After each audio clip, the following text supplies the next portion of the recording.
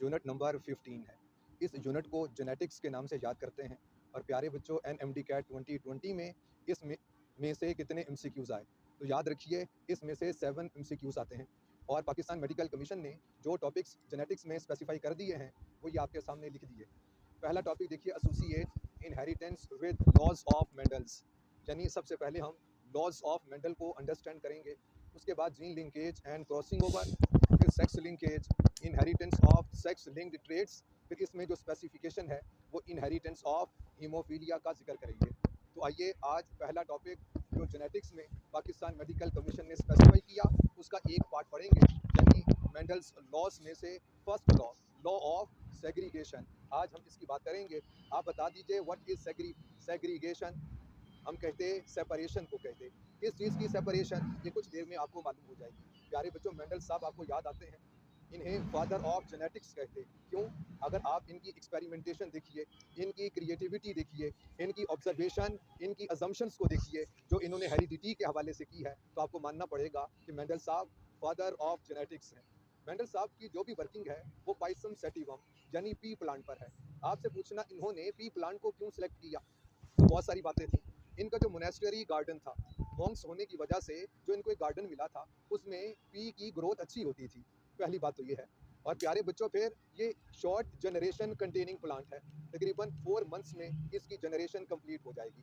फिर प्यारे बच्चों, इसके हवाले से बात की जाए तो ये सेल्फ पोलिनेटिंग है, सेल्फ फर्टिलाइजेशन होती है। तो ये भी मेंडल साहब को आसानी रही कि किसका पोलन ग्रेन किसके एग को जाके फर्टिलाइज कर रहा है। मेंडल साहब के सामने मौजूद है कि सेल्फ फर्टिलाइजेशन होती है।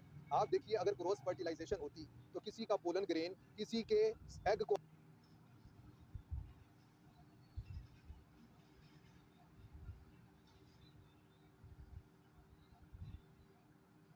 आके फर्टिलाइज करता। तो प्यारे बच्चों, पहले तो ये मुश्किल होती कि ये पोलन ग्रेन किस प्लांट का था, उसकी जेनेटिक्स के ऊपर, उसकी इनहेरिटेंस पे स्टडी होती। तो मेंडल साहब को ये सहूलत रही कि पाइसम सेटिवम यानी पी प्लांट की बात की जाए तो ये सेल्फ फर्टिलाइजिंग प्लांट है। लेकिन मेंडल साहब चाहें तो क्रॉस फर्टिलाइजेशन भी हो सकती है, वो मेंडल साहब खुद करवाएंगे।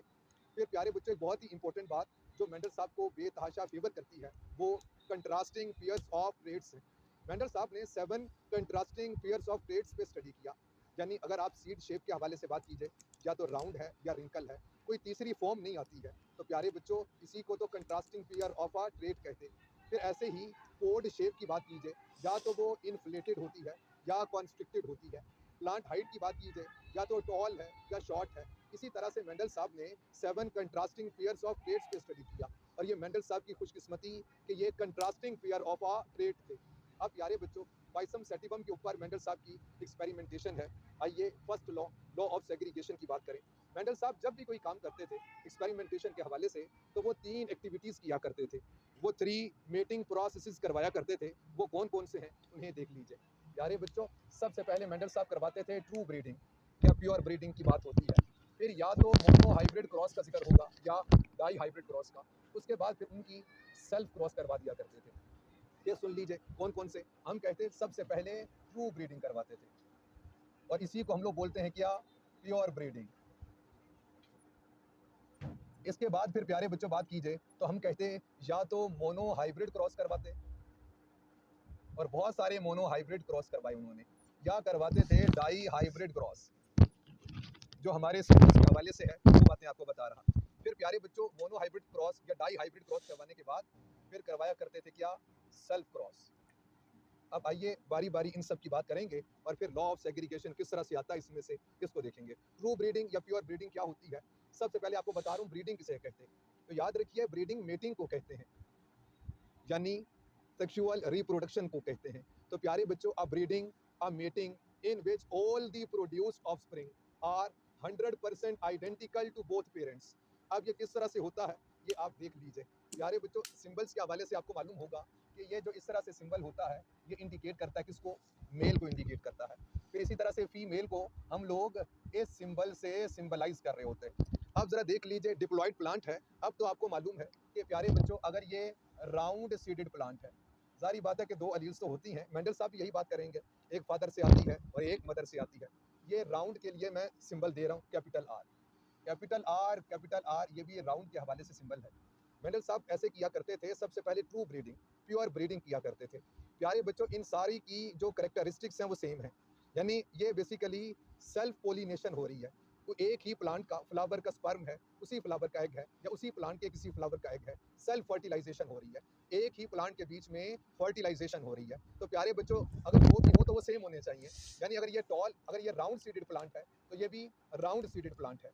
बकिया की जो जीन्स एलील्स है वो मैंने शो नहीं की, लेकिन आप मेरी बात मान लीजिए वो ऐसे है। अगर ये टॉल है तो ये भी टॉल है। इसकी पोर्ट इन्फ्लेटेड, इसकी पोर्ट इन्फ्लेटेड। इसकी पोर्ट कलर ग्रीन है तो इसकी पोर्ट कलर ग्रीन है। अगर ये टॉल प्लांट है तो ये भी टॉल प्लांट है।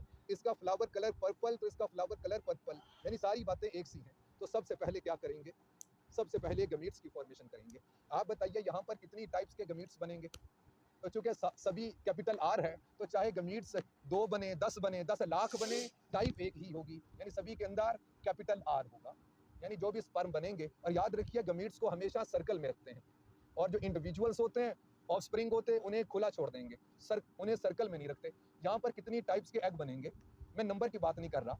एग के नंबर के हवाले से बात कीजिए तो 2 भी हो सकते हैं, 10 भी हो सकते हैं, 10 लाख कुछ भी नंबर हो सकता है। मैं टाइप की बात कर रहा हूँ। तो यहाँ पर भी 1 टाइप के एग्स की फॉर्मेशन होगी। स्पर्म और एग की फॉर्मेशन हो गई। अब क्या करेंगे साहब, अब फर्टिलाइजेशन होगी। आपको मालूम the process of fusion of sperm and egg, या the process of fusion of nuclei of sperm and egg is known as fertilization. प्यारे बच्चों, फर्टिलाइजेशन होती है, और ये जो भी ऑफस्प्रिंग आता है, आप देखिए ये राउंड सीडेड आएगा। तो आप देखिए ये भी round seeded, round seeded, round seeded. अगर ये ऑफस्प्रिंग टॉल है तो इनके पेरेंट्स भी टॉल हैं। अगर इसका फ्लावर कलर पर्पल तो इनका भी फ्लावर कलर पर्पल है।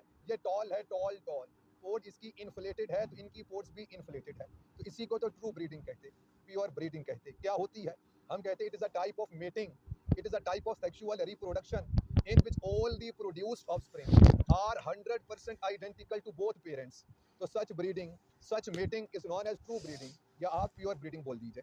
फिर इसके बाद फिर प्यारे बच्चों एक और फॉर्म देख लीजिए। आप बताइए जरा, ये आपके सर मेल को का सिंबल है कि ये फीमेल का। तो ये मेल का सिंबल है। फिर इसके बिल्कुल साथ में ही ये आपके सर ने फीमेल का सिंबल बना दिया।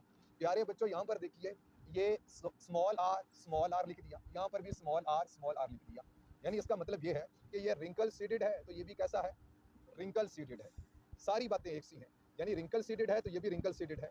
ये टॉल है तो ये भी टॉल है। इसकी पोर्ट इन्फ्लेटेड, इसकी पोर्ट इन्फ्लेटेड। इसकी पोर्ट कलर ग्रीन है, इसकी पोर्ट कलर ग्रीन है। इसकी सीड शेप रिंकल है, इसकी सीड शेप रिंकल है। इसका सीड कलर येलो है, इसका सीड कलर येलो है। टॉल है, ये भी टॉल है। फिर प्यारे बच्चों बात कीजिए, फ्लावर कलर पर्पल तो पर्पल। यानी सारी बातें सेम हैं। यानी ये सेल्फ पोलिनेशन हो रही, आप यूँ समझिए। प्यारे बच्चों सबसे पहले क्या करेंगे, गमीट्स की फॉर्मेशन करेंगे। आप बताइए यहाँ पर कितनी टाइप्स के गमीट बनेंगे। तो हम कहते हैं 1 टाइप के गमीट्स की, यानी स्पर्म की फॉर्मेशन होगी। फिर यहाँ पर बताइए कितनी टाइप के एग्स की फॉर्मेशन होगी।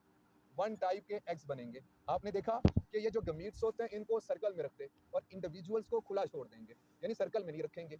अब गमीट्स फॉर्मेशन हो गई तो फिर क्या होगा, fertilisation. The process of fusion of nuclei of sperm and egg is known as fertilisation. आप देखिए ये रिंकल सीडेड ऑफस्प्रिंग है तो इनके पेरेंट्स भी रिंकल सीडेड थे। ये टॉल है तो ये भी टॉल है। इसकी पोर्ट इन्फ्लेटेड, इनकी पोर्ट इन्फ्लेटेड। इनकी पोर्ट कलर ग्रीन है तो इनकी पोर्ट कलर ग्रीन है। इसका फ्लावर कलर पर्पल तो इसका फ्लावर कलर पर्पल। तो इसी को तो ट्रू ब्रीडिंग कहते, प्योर ब्रीडिंग कहते। हम कहते हैं it is a type of mating, यानी a type of mating in which all the produced offspring are 100% identical to both parents. So such breeding, such mating is known as true breeding or pure breeding. Mendel साहब ऐसे ही जो 7 trades थे उन्होंने true breed varieties हासिल कर ली। प्यारे बच्चों उसके बाद फिर मेंडल साहब क्या करते थे, या तो मोनो हाइब्रिड क्रॉस करेंगे या डाई हाइब्रिड क्रॉस। तो आज हम मोनो हाइब्रिड क्रॉस की बात करेंगे। अब ये क्या होता है, अब ये जो 2 प्लांट्स आपके सामने आ गए, मैं इनके बीच में क्रॉस कर रहा हूँ। क्रॉस करने का मतलब क्या है, सेक्सुअल रिप्रोडक्शन है। इसका मतलब मेटिंग है। तो प्यारे बच्चों हम लोग बोलते हैं meeting between 2 such parents who differ in 1 trait only. तो such breeding, such mating is known as monohybrid cross. आप देखिए सिर्फ एक ट्रेट के हवाले से, यानी सीड शेप, इसके हवाले से फर्क है। यानी ये राउंड है तो ये रिंकल है। तो क्या सारी बातें एक सी हैं। ये टॉल है, ये भी टॉल है। इसकी पोर्ट इन्फ्लेटेड, इसकी पोर्ट इन्फ्लेटेड। इसकी पोर्ट कलर ग्रीन है, इसकी पोर्ट कलर ग्रीन है। ये टॉल है, ये भी टॉल है। सारी बातें सेम है, सिर्फ एक ट्रेट के हवाले से फर्क है। वो क्या, वो सीड शेप है कि ये राउंड है तो ये रिंकल सीडेड है। तो हम कहते हैं cross between 2 such parents who differ in 1 trait only. तो such a cross, such meeting is known as monohybrid cross and offspring of such a cross is known as monohybrids. क्योंकि वो एक बात के हवाले से hybrid होंगे, dual होंगे। प्यारे बच्चों सबसे पहले क्या करेंगे, गमीट्स की फॉर्मेशन करेंगे। आप बताइए यहाँ पर कितने टाइप्स के गमीट की फॉर्मेशन होगी? हम कहते गमीट्स 2 बने, 10 लाख बने, टाइप एक ही होगी, यानी कैपिटल आर।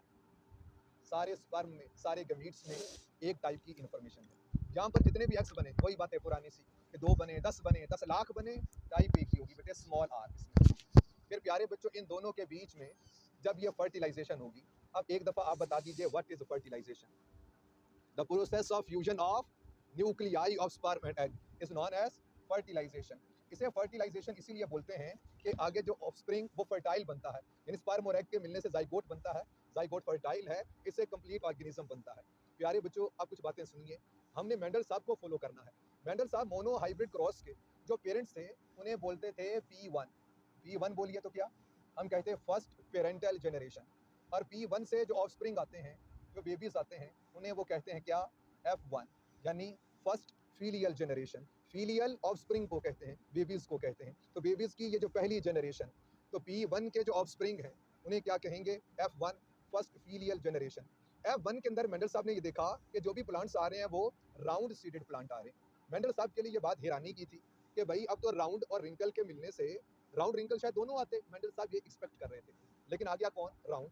मेंडल साहब समझे कि जब राउंड और रिंकल ये मिले तो शायद रिंकल की फ्यूजन हो गई। प्यारे बच्चों, फ्यूजन होती है कि नहीं? फ्यूजन किया है। हम कहते हैं फ्यूजन ऐसी मिक्सिंग को कहते हैं कि कंपोनेंट्स अपनी आइडेंटिटी को खो दें, अपनी पहचान को खो दें। जैसे प्यारे बच्चों, अगर मैं आपको एक गिलास मिल्क का दूं और एक आपको मैंगो दूं, और मैं आपसे कहूं कि सर के लिए मैंगो शेक